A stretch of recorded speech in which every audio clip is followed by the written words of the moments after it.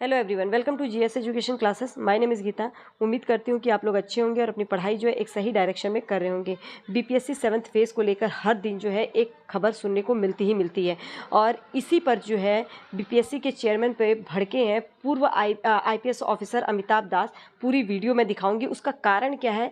सबसे बड़ी बात तो बीपीएससी शिक्षक भर्ती जो है जो कि हफ्ते भर बाद ही होनी है, लेकिन कैंडिडेट जो है बहुत ज़्यादा परेशान है। 1 वीक पहले जो है उन पर मेंटली प्रेशर ऐसा है कि उनको समझ में नहीं आ रहा है कि उनको क्या उनके साथ हो रहा है।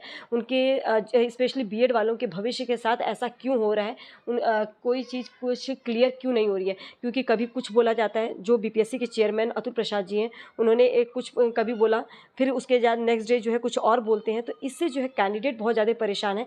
तो वहाँ के जो आईपीएस ऑफिसर अमिताभ दास हैं, उन्होंने जो है बातें बहुत क्लियर की हैं और बहुत सही बोली हैं। और उन्होंने ये भी बताया कि अगर बहाली हुई तो बवाल हो जाएगा। और कारण क्या है, क्योंकि जो बीपीएससी के चेयरमैन हैं अतुल प्रसाद, उनको चीज़ें जो है पहले ही क्लियर करनी थी। जिस तरीके से केवीएस ने साफ साफ कहा था, जो भी सुप्रीम कोर्ट का आदेश होगा उसके अनुसार ही पीआरटी की जो वैकेंसी है पूरी की जाएगी, उसके अधीन ही।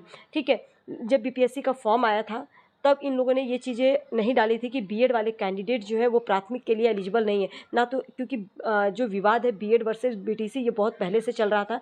तो ये इनको कहीं ना कहीं मेंशन करना चाहिए था कि जो भी बाद में उसका सुप्रीम कोर्ट का आदेश होगा उसके अधीन ही हमारा जो है ये पूरा जो वैकेंसी है, पूरी प्रक्रिया जो है उसी के अधीन रहेगी।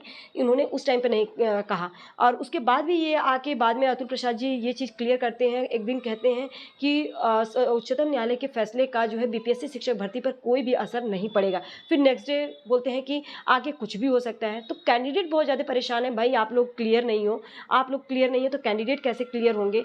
कैंडिडेट एक बार फॉर्म फिल करते हैं, उसके बाद जो है आप लोग ऐसा कुछ कहते हैं।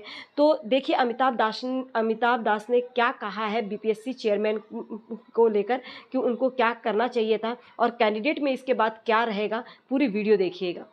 डीएलएडी जो है उसमें खास तौर से प्रशिक्षित किया जाता है छोटे बच्चों को पढ़ाए जाने का।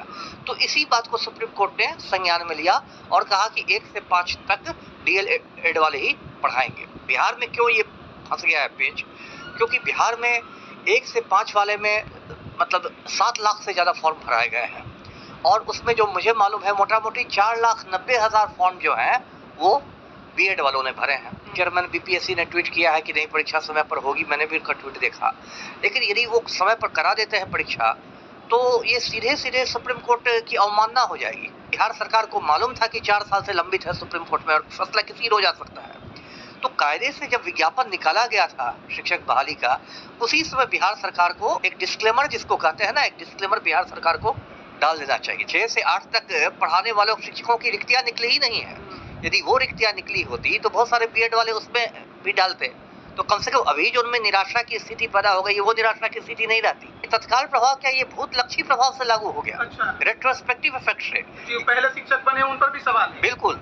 सुप्रीम कोर्ट का फैसले को आपको मानना ही मानना है। वो ना एनसीटी का मोहताज है ना वो बिहार सरकार का मोहताज है। एक बार यदि रिजल्ट बना देते हैं और उसमें बहुत सारे बीएड वालों को मतलब मेरिट लिस्ट में आप दिखा देते हैं, उसके बाद आप उनसे नौकरी लेते हैं, तब तो और ज्यादा बवाल होगा। परीक्षा के पहले रोकना उनको ज्यादा आसान है, बट इस बात रिजल्ट में मेरिट लिस्ट में उनका नाम लाके उनको रोकना